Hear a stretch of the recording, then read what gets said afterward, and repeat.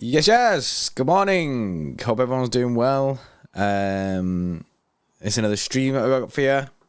Yesterday, obviously, we've seen the whole Inter Milan semi-final. We watched that yesterday. Big up all the Xtra Club members who joined that last night. That was sick. That was sick, to be fair. Well, the sick first 10 minutes anyway. But it was a funny stream. It's good because it's kind of left it open for the second one, so it means that we can watch the second game. If Inter Milan had scored another goal, I feel like it would have killed it. Well, hope we're all doing well. Is it Thursday? It's Thursday. So happy Thursday, everyone. Happy Thursday to you, bro. How are you feeling this morning? Good, bro. Good. We got a couple more days of rest. I feel weird. I'm like, weird. yo. I'm expecting City match today, innit? Like it's been that tight. Where's the watch along, man? There ain't no City watch along for another couple of days. So it's been a bit weird, but yeah, there is some stuff to talk about. It's quite interesting actually. Two completely different topics, but we thought we'd just combine it into one. First of all, make sure you guys have smashed the thumbs up button if you've not done so already. There's over 250 people in the stream. Let's get those likes past 100 in it. So hit that thumbs up button, man. Make sure you subscribe to the channel as well. But news coming out last night and sort of expanded on this morning that if City win the treble, we will earn £300 million in prize money. This is going to be split 164 million from winning the Premier League title. Winning the Champions League would earn you 117 million, and winning the FA Cup would earn you 4 million. The total would be around 285 million pounds. Big cash. That is heavy, driller. Big cash. I mean, that's not to say it'll all go to transfers, isn't it? I mean, but obviously, especially with all the work that's been done in the stadium. But it's good for us. It's always a positive to earn more money. But that's a lot of cash. It's a lot of cash. Now, obviously, it's still a stretch to win the treble. It's a major stretch. But it's good to talk about, like, the fact that we could get that cash in. Obviously, we won the net spend trophy last season anyway. We do seemingly have this build up of cash regardless of winning anything. Like we know that City are going to spend big this summer. So yeah, Ribbit Gaming, it says it's not a stretch now. Well, it is a stretch. It is a stretch. Winning the treble's a stretch. What were Liverpool off it? 4 games? 2, I think. I think there were 2. 2 games off winning a treble? Yeah, because they lost the final, and if they would have won one more Premier League game, they would have won the league. So 2 games effectively. Oh yeah, that's mad that. Yeah, so we were 3. Yeah, so Tone stretch Champions 2. I don't mean stretches in like a long amount of games. I've only got seven maximum games left this season. I just mean like it's a stretch in the sense that no one's done it for a very long time, and there's a reason no one's done it for a very long time. Just to put this sort of in perspective, right? Last year, Manchester City earned £634 million in revenue. Yeah, you could earn near enough half of that this year in prize money alone.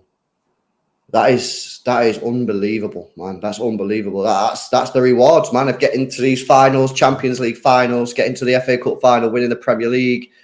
There's big cash pot at the end, man. There's a huge cash pot at the end, and you know, like you said, it's not all going to go on transfers, of course, but the club want to improve the stadium, they want to improve the facilities.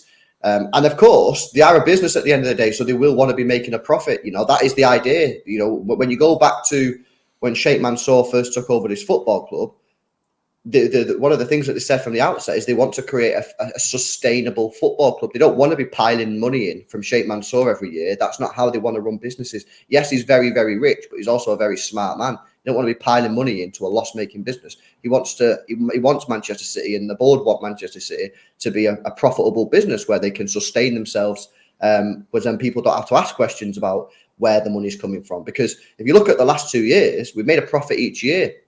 So when people say, "Oh, look, when your money's coming from," the money's coming from ourselves. We know we're generating this cash ourselves. We've not done that for the large part of the ownership, of course, but we are starting now to move into profitability. And you would imagine that if you're earning nearly 50% of your entire revenue from last year just off prize money alone, then next year would probably be a record year in terms of sort of the finances. And with them upgrading the stadium, that's going to cost, I don't know, but probably hundreds of millions. You know, you shoot at least 100 million to do that whole stadium, the whole sort of, they're doing that, the arena, they want hotels and all that kind of stuff. There's going to be a lot of money. So the club needs to be competing and they need to be winning trophies. Because if you think about what happened to Arsenal went the other route.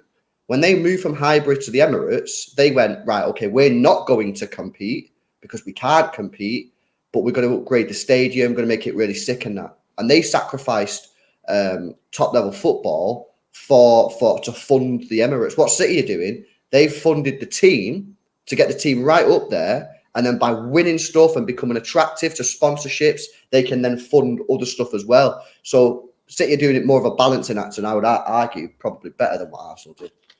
Well, Arsenal shit the bed anyway because they sold a dream to everyone. Because they said that when they move to the Emirates, they'll be able to. It's more attractive for these bigger players to come to the Emirates, to come to Arsenal, things like that. So basically, giving false hope that they will fund money, like oh, don't worry, us moving into the Emirates isn't going to hinder us signing any players. No. That's exactly what they did when they first moved in. I'm just saying like the promise of big players coming there and kind of thing. I understand what you're saying. Like, yeah, they did full send the money for first, didn't it? Do you know what I mean? Because they didn't earn that cash first. They were like, look, we're not going to be able to spend as much money as we'd like to. But I mean, like the whole promise of all these big players, it's taken a long time for all this to to come ahead there. Whereas with us, obviously. The way that we've done this is a very good way. We've smashed it in the sense of we're earning the cash now and then obviously getting far in these competitions because of our team. It means that we earn more money, which we can invest back into stadium, back into transfers. Apparently, we still have money over from all these last 2 years anyway, like because we've been earning profit. So well, yeah, we are. You know what I mean? If you look at our net spending on the transfers, we're making profit on the transfers there. We've not even got the highest wage bill in England. So, you know what I mean? That again, we're financially, we cannot compete with the top teams. And yeah, so everything from a club perspective, everything is almost perfect right now. There's literally, other than the fucking club continually fucking fans off with ticket issues, and other stuff like that. Everything is literally fine. You know, the club is being ran perfectly from the top.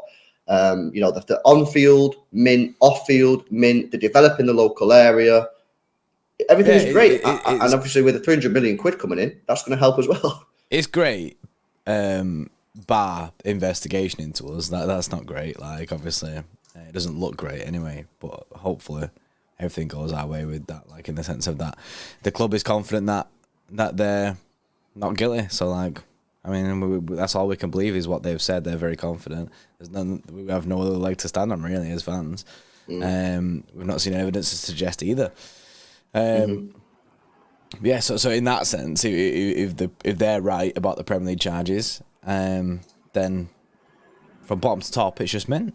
It's sick. When you look at all the difficulties that other teams right now are having with their owners. Yeah, and we're just avoiding that. It's funny as well because you never see our owner. Sheikh Mansour's never in Manchester. He never deals with it, and this is what an owner should do. If you're an owner of a business who doesn't involve in that, you've got to put the correct people in charge, and he's put the correct people in charge. Now, as you say, time will tell whether or not the charges will come to fruition in terms of a guilty verdict. But at the moment, you've got to look at it and go, well, they're doing everything right. You never really hear of them. You know, Todd Bowley's in the news every day. You know what I mean? You never hear of Sheikh Mansour or Khaldoon in the news. Glazer's in the news every single day. Kroenke at Arsenal has sort of faded off a little bit, but he was in the news. You're now hearing a lot about Edu at Arsenal. Daniel Levy is always in the news at Spurs. Yeah. I mean, we're one of the only FSG at Liverpool. We're literally one of the only football clubs that you never really hear of our owners. You never really hear of our chairman, and that's because that's exactly how it should be. You get the correct people at the top of the board to make the correct decisions and ghost. All the focus should be on the manager and the players. Yeah, you don't. It's not a good thing if you're bored and your owner is in the papers. It can only be bad news. Always. Big up Joe with a 5 says that even if we get that cash, other fans will still say our money we're spending coming from dodgy dealings from our owners and sponsors. Well, at the end of the day, they can think what they like, innit, Joe? You know what I mean? I don't really care what people say. You know what I mean? That's why I always say I tell people just to ignore it. So yeah, I'm not asked what people think, innit? You're never going to change their mind. They'll say that now for the rest of history. So what's the point in fighting it, bro? There's no point. Like, basically, even with this Premier League thing, with this Premier League thing, and we found not guilty on this, they'll just turn around and say, "Oh, you got away with it. You paid it." Do you know what I mean? Well, that's what happened with Cass, and people go, "You got found guilty at Cass." No, we got found guilty of not cooperating. We didn't get found guilty, and people don't know that. They don't get it. People don't know that because people don't read shit, right? People didn't read the Cass outcome. People just go off people on Twitter and go, City got found guilty and got fined 10 million quid, and go, oh, you breached FFP, you got fined 10 million quid.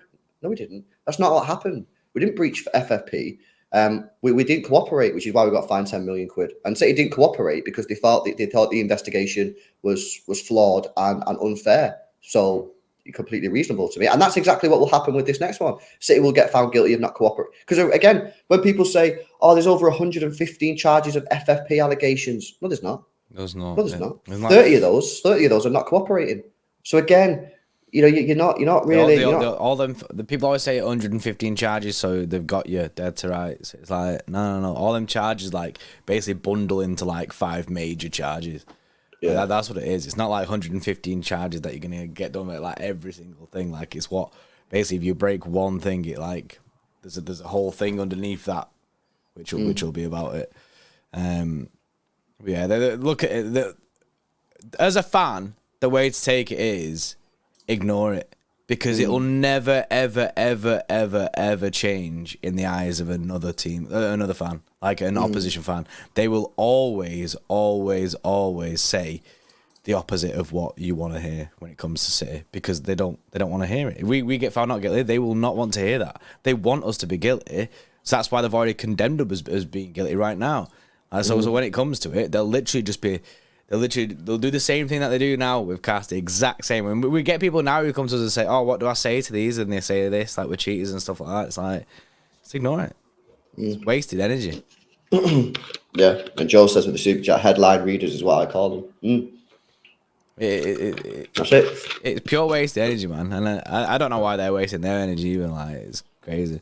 Gurpreet Yeshes with a 7 says, "I'm confident about second leg. We'll win 100%. Love from Canada. 3 a.m. here." What you doing up at 3 a.m. We're doing it at 3 a.m. That's a heavy times. That, to be fair, I was up at 3 a.m. last night, so I can't complain. That's heavy. That though, that is heavy. That. But big love, man. Hope you're having a good early morning. Jay with a 4 month says, "Big up City Xtra and obeyed for the membership." Yes. Big up Jay. Yeah, Jay. They've been tanking their memberships. I know. Before we move on to the Madrid shit. Any questions? I've got a question. Go on. What does windfall mean? I put it in the chat. LB was like, "Oh yeah, here we go. This is a stream idea," and I was like, "Yeah, not gonna lie, I don't know what windfall means." Windfall just means like when you come into money. Right, okay. That's what it means. In the chat at the start of the stream, I've seen people saying 300 what, and I was like, "Yeah, it just means I'm with that team of 300 what." Yeah, it just means when you come into money. Gurpreet says he's at work. You know, he's on the night shift, lad. Oh, he's on the night shift. Big up Gurpreet on the night shift, getting that grafting. You know what I mean? Watching City Extra. Get to work, Gurpreet. Yeah. Any questions on the money, on the 300 million quid before we move on to Madrid, guys? Let us know in the chat if you've got any questions before we move on. So just to clarify for people who have just joined late, City are going to get around £300 million in prize money if they win the treble. 164 million from the Premier League, 120 million say from the Champions League, and around 4 million from the FA Cup. So yeah, big cash, major cash. And plus, people can't cry if we spend money. If we get that money, bro, people can't cry if we spend cash in the transfer window. But look, we got all this money from what we've won. Yeah, I know. Anything else? Have you seen the guys? Madrid rumours and Mbappe rumours seem suspicious that the exact same ones came out this time last year about Haaland. I've not seen anything new, bro. I seen an Mbappe one yesterday saying that they're ready to like full send from Mbappe and Bellingham. Yeah. Steve says, why do they complain we have oil money versus what ripping off people like most billionaires do? I don't know why people fucking go sick at oil money, to be honest with you. You know what I mean? No oil, the whole world stops. Millions of people will probably die. So I'm not entirely sure why it's got such a negative sort of thing. And you're right, most billionaires have done something dodgy, I would say, at the time. You know what I'm saying? So it is very weird. And that's why there's a lot of people who think there's a slight xenophobic piece or racist piece to it because you know, well, why is there such a negative sort of attachment to it? I don't really get it, innit? You know what I mean? It's weird. Yeah, it's fucked up, man. The I just seen Nathan in the chat, bro.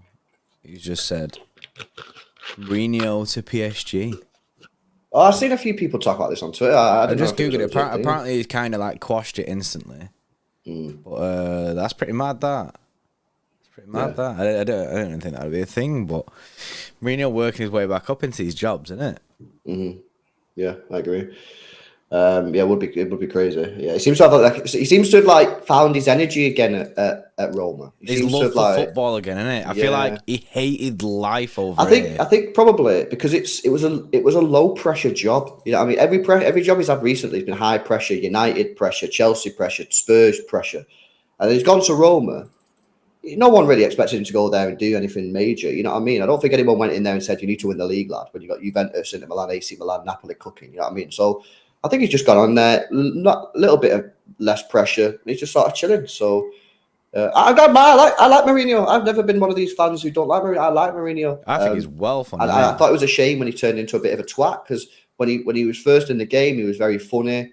And I think Klopp, to a large degree, has gone like that as well. I think Klopp, when he first came to Liverpool, was very funny, very active, and now he's just sort of become a bit more of a miserable old man. Bitter, innit?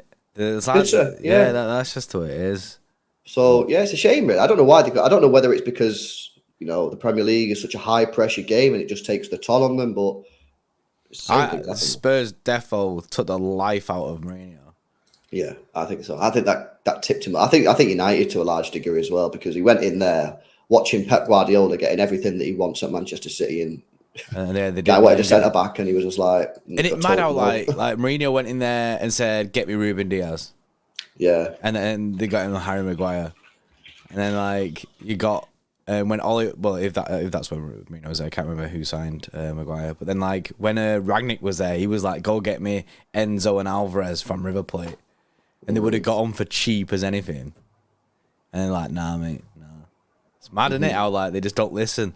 Or they didn't listen. And that's what they need to do with Ten Hag. They need to trust what Ten Hag wants. Yeah, I agree. Big up Adam with the 5 months says, would you rather see Haaland going up against Militao or Rudiger in the second leg? I don't know really, because Rudiger actually did quite a good job. Having said that, there wasn't really much for him to do. So there's only so much credit I can give. Yeah, there was no service to Haaland. The guy barely even got the ball, so... Yeah. So, I don't know, bro, to be honest with you. Probably Militao based on what happened, but it wasn't really... Will it not be Militao and Rudiger? Do they not do that? Could be. It could be. Rudiger's played a lot recently, so it could be either. It could be Alaba. Alaba had a good game, so... Yeah, Don't know what it's going to do. Right, let's turn our attention then to Real Madrid. Real Madrid, news coming out already that Carlo Ancelotti is going to heavily change his tactics at the Etihad. And this is coming from Marca, who got the team news from Real Madrid correct for their home leg. And apparently he's going to drop Rodrigo, which is quite interesting. He's going to drop Rodrigo, bro. What do you make of that? For who? Who was it now? Valverde. No, Valverde played, didn't he? No, I mean like to push him out wide. Let me try and find it again. Like, because it doesn't Valverde Asensio. Asensio could be one. Yeah. Not Rodrigo from the bench. I can't take it. Yeah, that's true. That's true. Okay, so Rodrigo on the bench, Camavinga going to the midfield, Valverde pushed out. Alaba left back, Rudiger, Militao, and Carvajal play a 4-4-2. That's the news coming out of Marca. Is that basically saying that he didn't like Kroos in the mid, so he's going to change it like that? No, because I think Kroos played quite well, but I think it's probably just a tactical change. Maybe I think it's just a tactical change. But Camavinga absolutely whomped it on left back, bro. I know. Yeah, he was unreal. Maybe he just wants him further forward though. Yeah, Because to be fair, that's where he was good, isn't it, going and forward? that's what he ruined us last year at the Bernabeu when he played in that midfield position. So I can't remember if he started or come off the bench, but he ruined us, man. So maybe he's thinking we need to be a little bit more attacking, create a little few, because obviously they didn't create much chances. Everyone says like, and I said it as well, but they were the better team against City at the Bernabeu, but they didn't really create anything. They had like a 0.2 XG higher than City. So I think he's probably thinking, how can I create more than we did at the Bernabeu? And he's probably thinking, let me get Camavinga into the midfield, because Camavinga is a very, very good player there. Stick with Kroos, Modric and Valverde, and then play sort of a two up top with Vinny Jr. and Benzema. So, and obviously if you play Vinny Jr. and Benzema up top as a pair, that's probably going to stop John Stones being able to push into midfield. So you keep him back, you lose a midfielder for City. Mm-hmm. So I think that's maybe what he's thinking. But yeah, that's the news coming out, and that they got the team news right for the other game, for the home game. So interesting why would they just allow that and then leak that? Don't know, innit? I mean, it's chess from thinking it, or maybe it's mind games to make Pep overthink. Or maybe it wasn't meant to be leaked, innit? Maybe it was an accidental leak. Maybe they got some sources, but I'd be surprised if he had his team picked now. I mean, you've got like a full week until you. Well, the problem is though. Apparently, they're gonna fucking bin off this weekend's game. The team this weekend. Some guy called Lucas is gonna play. Nacho's gonna play. Tchouaméni's gonna play. Asensio's gonna play. Benzema's being rested apparently. Rodrigo's going to play as the striker. They're going to full send it against Getafe. Well, that's the luxury that they've got, innit? Because they're not in the title race. Mm-hmm. They're not in the title race. They don't need to fuck about with the league. Are they going to? I don't think they're going to fall out of Champions League spots. No, they're not. No. So they're absolutely just chilling. So they can literally they're on the beach in the terms of their league campaign. So they can full rest. Whereas with us, it's the exact opposite. Arsenal keep the pressure. It would have been great for Arsenal to lose against Newcastle because that'd have shored things up a little bit. But obviously this weekend against Everton is heavy game. It's one that a lot of fans, as we've seen, are worried about because it does feel there's an air of weirdness about it, and we don't know what Pep's going to do. Like I can't see him full sending the same like.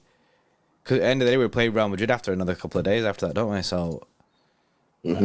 It's hard, man. It's hard, and this is why the fixture congestion is heavy for us. Yeah, and that's why the treble, like I said at the start, is very difficult. When you're in everything, and everything is still fighting towards the end, it becomes more difficult. If the Premier League was already wrapped up by this point, it'd be more chill because we'd just go, yeah, fuck it, just play our kids against Everton. Yeah, but you could just do that. So, is Everton safe? They're not safe yet.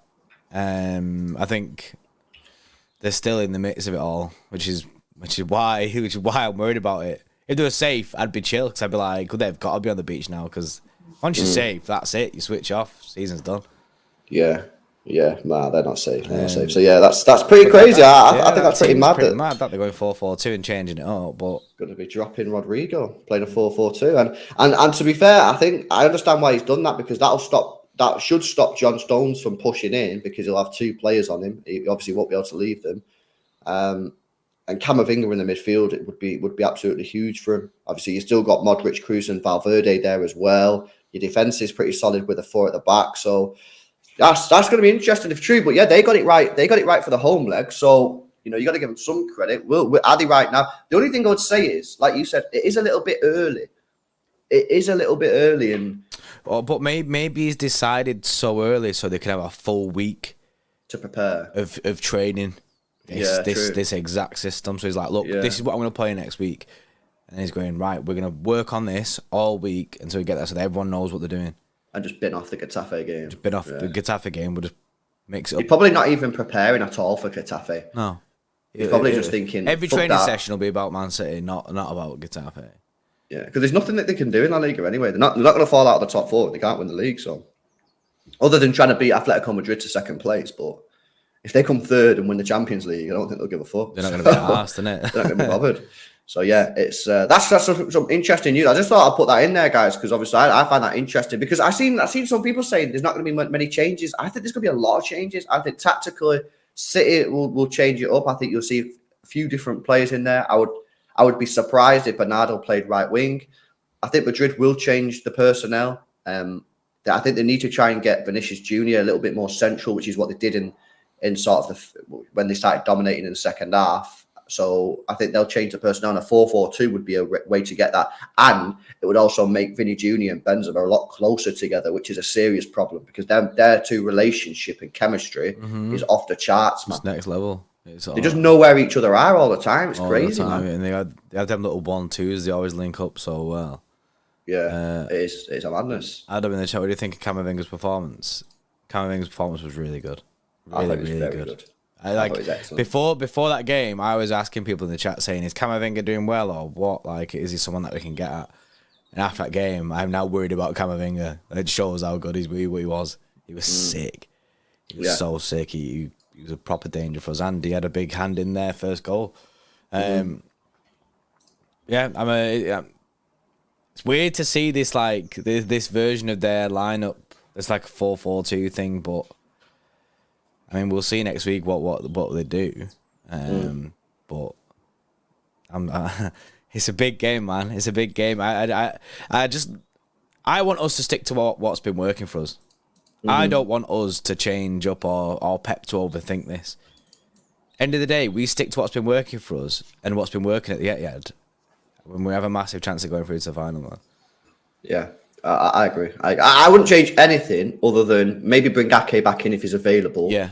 And I don't play Bernardo. I don't play Bernardo right wing. I play Mahrez.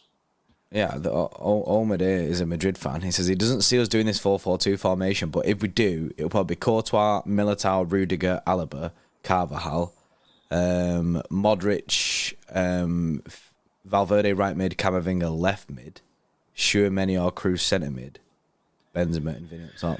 Well, that's exactly what they've put, bro. Omid. That's what they've said. Yeah. But it's not Tchouaméni, it's Cruz. But yeah, that is the team that they've said is going to be it. But that's Marca. But Marca are the source who've come out with this news. But the only thing I would say on it is Marca is a bit of like a mouthpiece for Real Madrid, right? So why would they come out and give us the team news? I know it's good for them because it's like, look at us, we're mint, we got all the news, but like, you're kind of roasting the team a little bit. Maybe, you know what I'm saying? That's what I mean. Maybe it is just a thing to play on Pep. Yeah. Because Pep will have sleepless nights over this. You know what he's like? Guy overthinks it. It's mad. So that team news comes out. Pep will just be thinking, oh, is he doing this? Is he going to do this? Should I switch up for their tactics? Whereas in my head, it's like, yo, don't switch up your tactics. Just change any personnel that you feel like you can do. Like you say, an Ake could come in or Mahrez come in for Bernardo. Yeah. No, I agree. It's going to be a madness. Right, cool. We'll wrap it up there. But yeah, to summarise, City are going to get 300 million quid from a treble win, which would be absolutely incredible. But it would equal around 50% of Manchester City's full turnover for last year. So, you know, that's insane. Major. And reported news that the Madrid team is going to go to a 4-4-2. Militao to come in, Alaba to go left back, Camavinga left wing or left mid, Valverde right mid, Cruz and Modric in the middle with Benzema and Vinny Jr. as the strikers, man. So, yeah, pretty interesting. A side note, there's rumours of Mane going to Chelsea. Jeez. That's mad. We spoke about Mane yesterday, didn't we? Yeah. Well, they're signing everyone.